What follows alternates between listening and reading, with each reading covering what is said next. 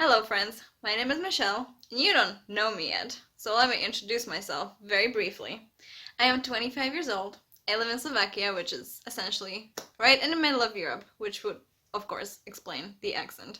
And I have been a fan of booktube in general for almost 6 years now, and it literally took me all those 6 years to finally bite the bullet and have a go at it myself with what equipment I have, which at the moment isn't much. But we're gonna pretend we're gonna talk ourselves into thinking and believing that like my enthusiasm and like undying passion makes up for it. That's what we're gonna believe here.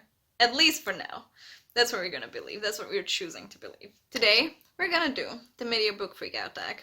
Because I figure, since it's halfway through the year, what better opportunity, what better tag, what better video to do here when we don't know each other yet?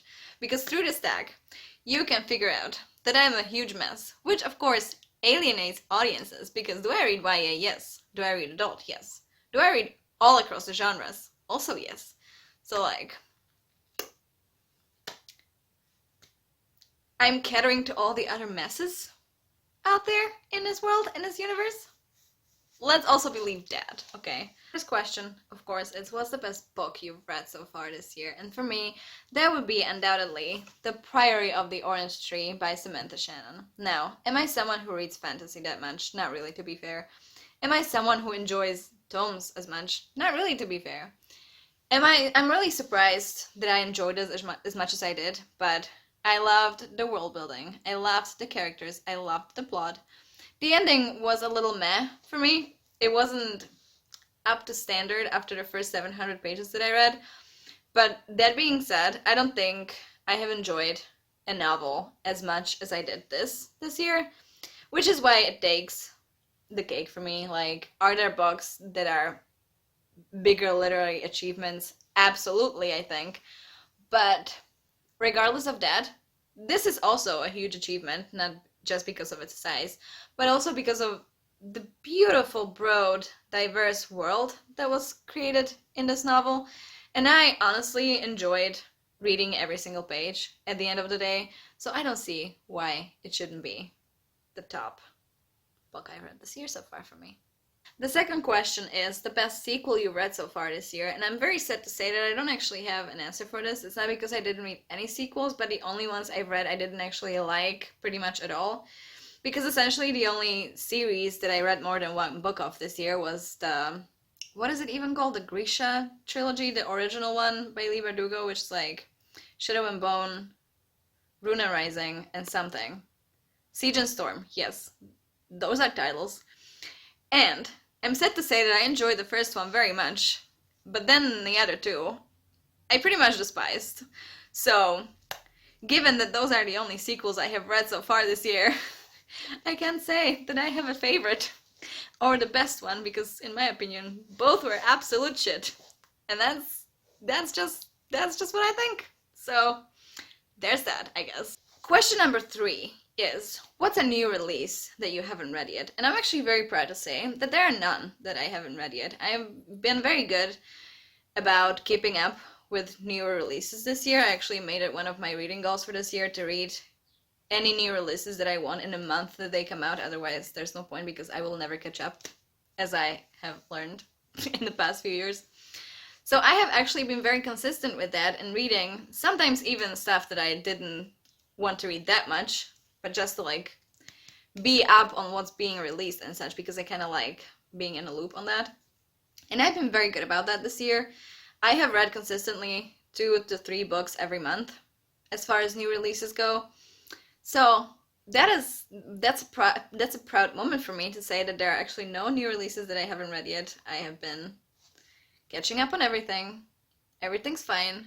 We have no regrets here. I mean, there are some regrets, but not in a sense that I haven't read something that I've been meaning to. I have read every single new release that I wanted to this year so far. So, question number 4 is your most anticipated releases for the second half of the year. I have a few. Some I'm very excited about. Some are just by people that I have read from before and enjoyed, so I'm kind of intrigued to read more. So let me consult my sheet of paper that I have prepared. Okay. So, there's The Butterfly Girl by Renee Denfeld. I haven't read her second book yet, but I remember reading The Enchanted and that being one of my favorite books of that year when I read it. I literally remember having the shivers as I was finishing that book because I was loving it so much and I was just so absorbed. I was just so pulled in. So, having not read The Child Finder, I'm still very excited for The Butterfly Girl, and given that I'm very good at keeping up with my new releases this year, I actually am very hopeful that I'm gonna actually read that one. Then we have The Ninth House by Lee Bardugo, which, listen, yes, I did think that the rest of the Grisha trilogy was shit, but that being said, I loved Six of Crows and Crooked Kingdom, so I'm very excited for that one. Then we also have Imaginary Friend by Stephen Chbosky. And listen, I'm not even that big of a fan of The Perks of Being a Wallflower. You can stone me for that. You don't have to, though. I'm not that big of a fan, but seeing that those two novels are completely different and Imaginary Friend is like this huge tome, at least seemingly, I'm very intrigued. It's more like, it's not even anticipated or like I'm that intrigued. The only thing I'm intrigued about is what the hell the dude is up to writing a book like that suddenly, because like, it just interests me, okay? That's my reasoning for most of my life. It just interests me. I have no reasonable reasons. Then we have Find Me, which I am excited about, and then I'm also not excited about, because do we need like a companion novel to Call Me By Your Name? I'm not certain that we do, but then again, I really loved that. So, will I read this because my brain will make me? The answer is yes, so might as well list it, you know. And then we have the one and only Call Down the Hawk, which I am terrified about, because I have enjoyed The Raven Cycle quite a lot as it was coming out. But will I enjoy this?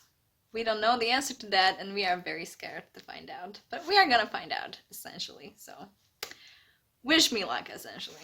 Question number 5 is your biggest disappointment, and all of BookTube is going to kill me, probably, but my biggest disappointment was actually Daisy Jones and the Six. I'm very sorry to say that I absolutely hated the ending to that book. I mean, the rest of the reading experience was absolutely fine. It was actually pretty entertaining, even the format and everything. But that ending, man, that just really rubbed me the wrong way all the way through. And I ended up finishing that book wanting to toss it across the room because, no. So that was a huge disappointment, because that was essentially that was the first book that I read by Taylor Jenkins Reid, and it was not a good experience at the end of the day. Which ties into question number 6. That is the number 6. That is the number 6. That ties into that, because that question is, what's your biggest surprise? And let me tell you, my biggest surprise is The 7 Husbands of Evelyn Hugo. Now, I read this after I read Daisy Jones and the Six, and I wasn't very hopeful. I'm gonna say, I gotta admit, I wasn't very hopeful.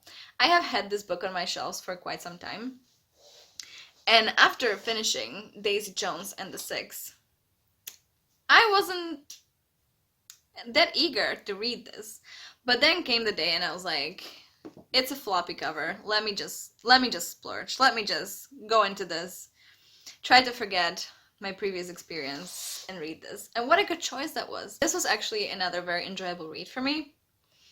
I'm pretty sure I ended up giving it 5 stars because it's delightful. It's like, listen, it's very chiclety. You're gonna have the time of your life. It did remind me of the 13th Tale, which I will also touch up on later. Like, is this inferior to the 13th Tale in my heart? Yes, absolutely, because the 13th Tale is one of my favorite books of all time. But at the same time, it was very enjoyable. I shed like one single tear towards the end. Also, didn't like love the ending of this either, but at the same time, very enjoyable, very entertaining. I essentially just wanted to keep reading when I start. Like, this was a book that I actively wanted to pick up. I actively wanted to pick up and continue reading, and I hated every time that I had to put it down. So, that was a good experience. The next question is your new favorite author, and to be fair, I do not really play the favorite author game because my brain just can't comprehend that I should make some sort of decision there and that I should like commit to an author and say that they're my favorite, even if I've read 75 books by them, I'm still gonna be like, are they my favorite though? We don't know. So we don't really play that game, but to be fair, even if I did, I have only read one book from each author this year, new to me at least. So I wouldn't call them a favorite anyway, you know what I mean. So sadly, I don't have an answer for this beautiful question. Question number 8 is your new fictional crush. And I would just like to go back to my introduction and say that I am 25 years old. So. Question number 9 is your new favorite fictional character. And for this, I do have an answer. I'm not a letdown with every question, okay? I try my best. And for this, I have Never Let Me Go by Kazuo Ishiguro, which I finished just this past weekend. And my favorite character in this would be Tommy. I think Tommy is a wonderful, complex character. Like, part of me just wants to say that he's a very sweet and pure being that needs to be protected and loved by everyone surrounding him. But also another part of me just wants to say that he's one of the most complex characters I have read recently, and I absolutely enjoyed every mention of Tommy that came up with this book because he's not the main character. But I have enjoyed him immensely, and it was a delight to read every scene with him in it, whether he was being flawed or perfect or pure or sweet or mean or anything. I just think his character was written so carefully, and that made him such a joy to read. With all his flaws, with all his problems, all his issues. And he made it, like, I loved this book at the end of the day. Like, I gave it 5 stars, but I think that 2.5 stars of that goes simply just to Tommy, because he felt very unique and very human and just very, I don't know how to explain it. He just felt very good to me as a character, and I love him dearly now. He's my child. Question number 10 is a book that made you cry, and for that, I think I could have a couple answers, but the most recent book that made me cry was Like a Love Story, which is this very delightful and I think very underrated YA novel that came out recently about essentially a few teenagers living in 1980s New York and struggling with all their issues, starting from body image, independence, sexuality, anxiety, all of that. It's books like a love story that really make me so critical of YA in general, because YA can be so absolutely wonderful and wonderfully written and crafted.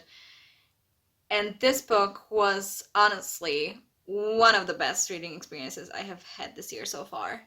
Question 11 is a book that made you happy, and for that I'm cheating because I'm picking a reread, but I want to mention this book in some way in my first video because the book has been a part of my life for half of it and I love it very dearly, and it is indeed The 13th Tale by Diane Setterfield, which I said I would touch up on, so I am here touching up on it. I have very fond memories of this. It's been a couple years since I last reread it because, listen, I have reread this at least 10 times, but this year I reread this again after quite some time, and it was, again, just as wonderful as literally every single time before it. This book makes me so happy, and it is honestly the only answer I could give to this question.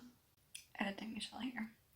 So, looking through the footage, I realized it stopped recording for a good 2 minutes because obviously it did, and we sure love that happened for my first video.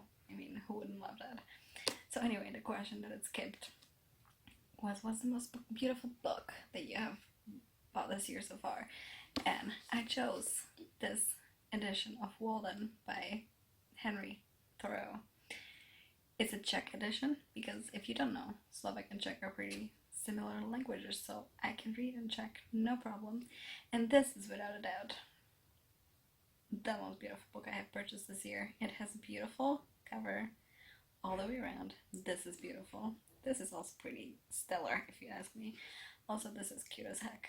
So, all in all, a freaking delight, if you ask me. Okay, back to actually nice looking Michelle now. Okay, thank you. Bye. In question 13, the last question, is what are some books you need to read by the end of this year? And The truth is, I don't really need to read anything. Like, there are some books on my TBR that I would, I guess, like to get to, even though I literally cannot think of a single one that I need to get to, because I am a huge, huge, huge mood reader.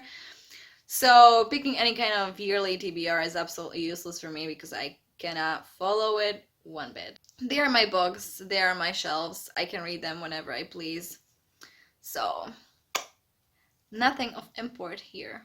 Okay, friends, that was the mid-year book freakout tag. I sincerely apologize for being such an awkward potato.